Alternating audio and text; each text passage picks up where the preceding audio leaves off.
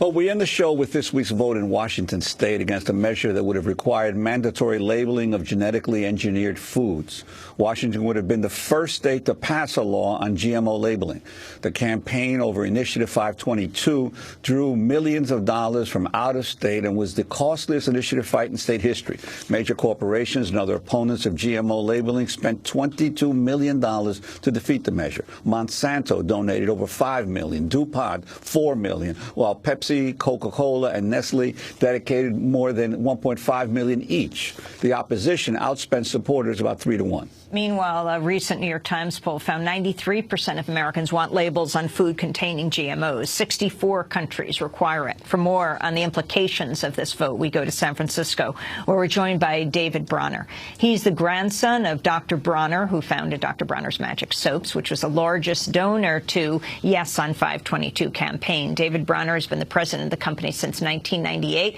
David, welcome to Democracy Now! How much did Dr. Bronner's contribute? We contributed $2.3 million to the Yes side.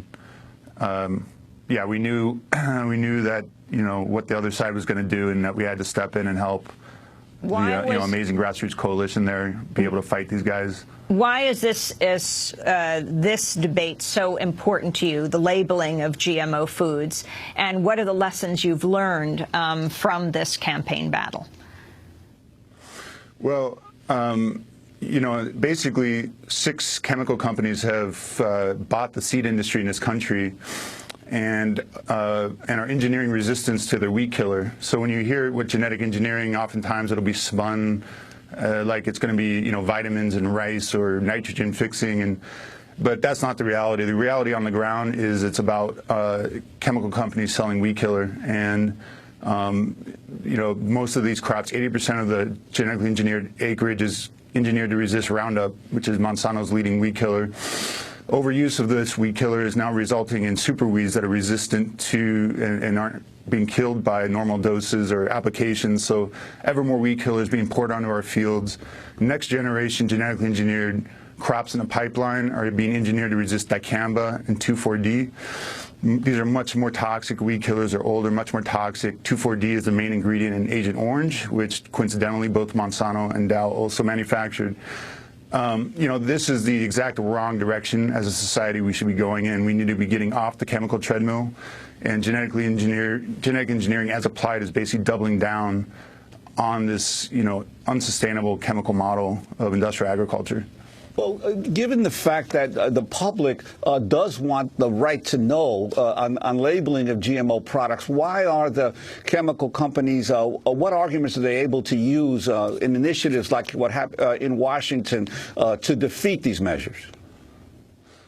Well, it's kind of the classic playbook on the no side of, the big money corporations. What they don't really take on the right to know. That's a big loser for them.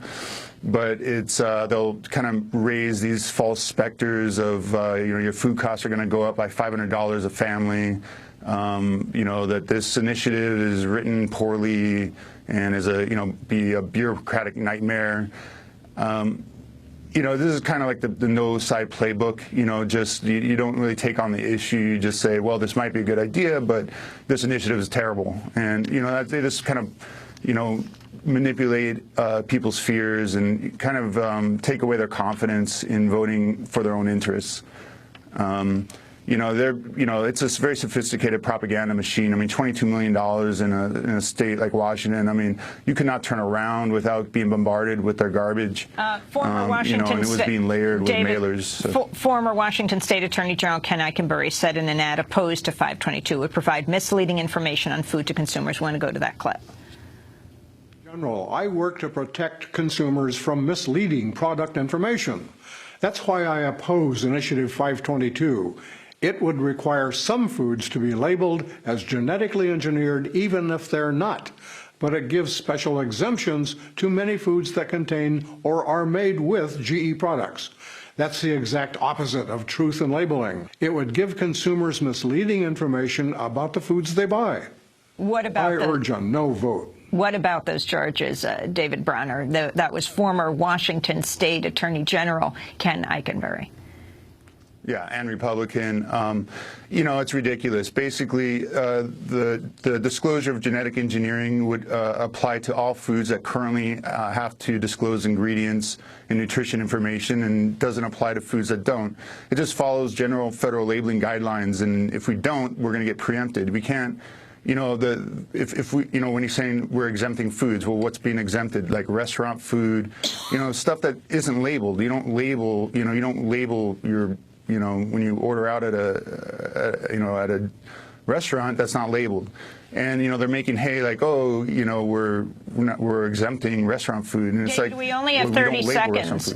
My question is, where do you go from here? Are there other such campaign battles going on around the country? Yeah, there's 26 states considering legislative or pursuing legislative strategies. Both Connecticut and Maine have labeling laws that will trigger as soon as 5 of those states enact labeling. And also, Washington it's not done yet. It's an all-mail ballot. Votes are still being counted. We're up to like 2-to-1. The late surge, especially from King County to Seattle. Center, the urban central. I mean, we're starting to see 2-to-1 come in, and we're up to 47% now. I mean, we may yet close this out with a victory in Washington State. Well, we will continue to follow it. Certainly, David Brunner, thanks for joining us. Help fund the Yes on 522 campaign, grandson of Dr. Brunner, who founded Dr. Brunner's Magic Soaps. That does it for our broadcast.